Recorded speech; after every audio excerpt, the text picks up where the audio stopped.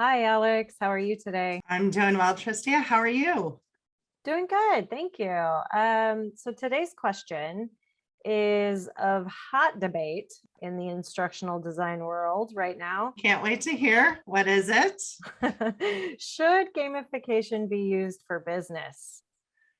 Oh, this question's been going on for a while. And I know that I was just recently talking to a client that is trying to make the case to their leadership that gamification and simulation absolutely needs to be a part of their learning strategy.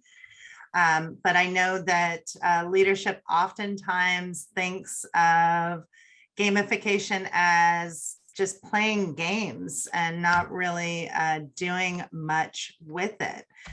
This one client in particular wants to create kind of a follow on, I guess, to their blended learning strategy or learning experience that helps to bring in badges, rewards, create a safe space for their learners to practice skills on some topics that are really difficult to replicate in a real world environment. So what are your thoughts on that? I think there's the reason there's so much debate around this topic is because people have very different ideas of what gamification is, what it means, and how to implement it, and what the benefits really are. I think there's a lot Mhm. of confusion around that. So let's clarify a little bit.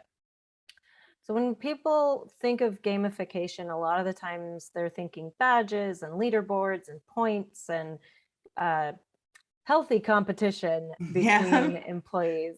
Yeah. And sometimes those things are really beneficial. Sometimes they do create a learning environment that fosters engagement and that healthy competition and a little bit more fun and drive and engagement.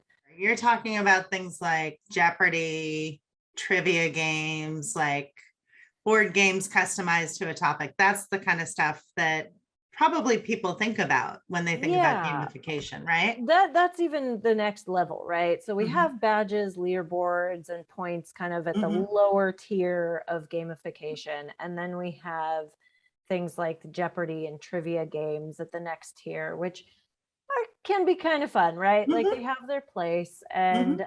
and they can be fun and engaging and bring some lightheartedness to sometimes otherwise really dry and boring topics.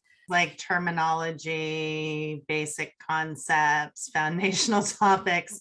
You got to learn and memorize terms and definitions from time to time.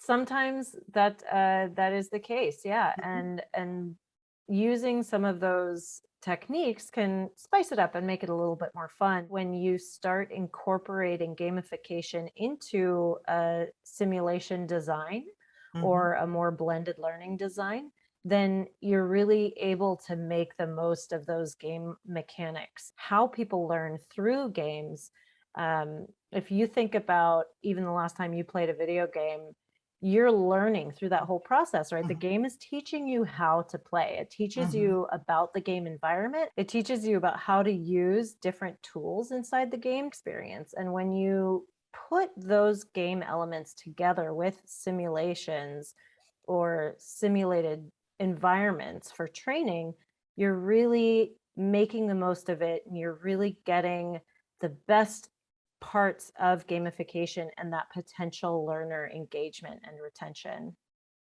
Absolutely. So maybe let's walk through a couple of case studies that we've worked on because gamification and simulation, I think, are very much here and present. They're emerging modalities like we've talked about before. But how do we put it into practice to create that engagement, that valuable learning experience? So, one of the things that I know we've worked on, and of course we won an award for it. It's called Taco Builder, DevLearn 21, Best of Show for Vendor. So in that case, one of the driving factors for building gamification around building out taco recipes was that they were wasting a lot of food. they were wasting a lot of manager time teaching people the recipes. So people would stand on the line, they would build out the recipes, the manager would be hip to hip with them. And not only was the food wasted, but the manager's time was absolutely taken up with that hip to hip training. And the minute you failed at creating a recipe, you scrapped all that food and started over again without really seeing the immediate impact of an incorrect decision. So Taco Builder was built to replicate that make line, or where they build those recipes, and allow learners a guided but safe way of building out recipes without impacting food and manager time, where they could walk through and get immediate feedback on incorrect or correct choices, and also make their way through kind of a gamified or simulated environment that rewarded them as they went, but also gave them immediate feedback or remediation if they chose incorrectly. That has proven to be a fantastic use of gamification and simulation. Another one, again, in a similar hospitality or food service industry, is the use of the point of sale machine, the cash register. Every restaurant, every hospitality, every customer service or service industry has a point of sale machine. But do you really want your new hires or somebody new to the role trying things out on a live register where that could have some costly mistakes? So we've used simulation to take people through simulated screens of the actual point of sale or the cash register, allowed them to click or select on using things like Articulate. We can also use Camtasia and many more, so that they can actually practice the motions, the tasks, the order of operations in the point of sale or cash register without impacting daily operations or creating, a big mess on the register at the end of the day report. My favorite things about that POS simulator is that we tie in customer conversation. So we use real orders that people take and try to make the environment as real as possible, not just by them having to click on the right buttons, but also being faced with that customer engagement and how to speak to the customer, what to say at different parts of that transaction. So I really loved that we pulled in multiple learning objectives, most real way that we could. That's a great point, Tristy, and I'm glad you reminded me of that, because you're right. We're actually accomplishing multiple goals in that POS simulator, where we are not only having them learn the tasks, learn the motions of the tasks, but also practicing how to interact, good customer service, good words to be using as they're interacting with the customer, but also kind of that dual engagement, both from a task base, but also from a engagement and customer interaction perspective. I totally forgot about that. We kind of killed two birds with one stone there.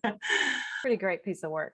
Yeah, no, well, I'm pretty proud of it too. It's great work on your part. So the last example that I think we can talk about is also outside of the food or hospitality industry, but now let's talk more automotive. So one of the things that we are working on for one of our clients is to look specifically at repeatable tasks in, say, an oil change station, or in a repair shop, or in a shop floor or service floor at a dealership, where basic tasks that are definitely necessary, not necessarily computer-based, but changing the oil, changing a tire,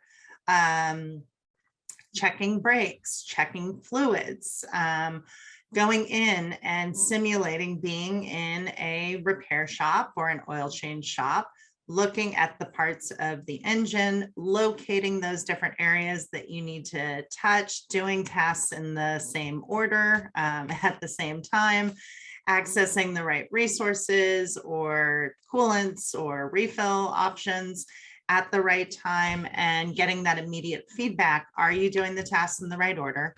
Are you looking at the right things and engaging, or, virtually touching the right things? And are you accomplishing the goal? And again, not having to physically be in that environment or practice for the first time in that environment, you get kind of that skill building, that practice, that familiarity with the order and the tasks and what you need to accomplish those tasks before you even walk onto the shop floor. Learning by doing. It's the best way Learning to by make it happen. doing. But yet it's learning by doing in a safe environment that reduces risks, hazards. I mean, this could apply to almost any environment where safety is an issue. Being able to reproduce what needs to be done might be hazardous or dangerous. So I know we've worked with telecommunications companies to replicate in a simulated environment hazardous conditions such as a lightning strike, and troubleshooting what to do next on a cell phone tower. It could be looking at a power box. I know we're working with a lot of utilities where looking at the physical equipment, identifying where in that physical equipment you need to be looking for troubleshooting when you may not be able to replicate that specific situation or environment. So I think what I'm hearing is the answer to our question, should gamification be used for business? Absolutely. But make sure you have a plan and you know how to best apply it, and that you're applying gamification hand in hand with your other modalities like simulations, like AR or VR or immersive or adaptive learning. Use those tools and technologies together in a way that supports the learning objectives and supports your business goals and meets your learners where they're at. If you have any questions about gamification or simulations, you know where to find us on our website at evolve-sg.com. Or you can also click on this video and that'll take you right to it. So thanks, Tristia. That was a great conversation. I know I'm excited. I like to geek out on gamification and simulation, but thanks for your time today. Talk to you next time.